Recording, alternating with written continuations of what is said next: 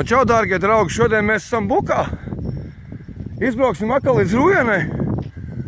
Un pa šo ceļu var aizbraukt maniem laukiem.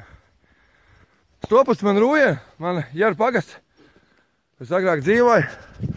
Man vecāmam dzīvoju, un tur ir Valmiera stopus. Redziet, cik skaista vieta. Bērzi, man šie bērzi jau ir no skolas laikiem atmiņā jau.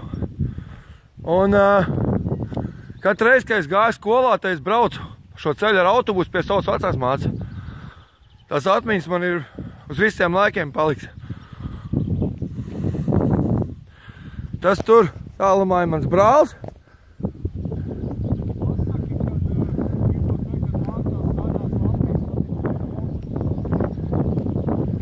Saka kaut ko, brāli. Es saku, ka zaļās lapiņas, tad mēs braucam katru reizi uz laukiem. Jā, un mēs braucam pie savas vecās mācas atpūsties. Nu, viņai tas nebija baigais prieks, protams, kad trīs jāgan, trīs cilvēks, vai ne?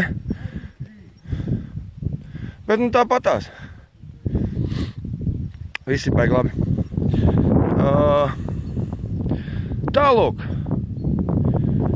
Un šodien es izmēģinu šādu riteni, kas izskatās lūk šitāds.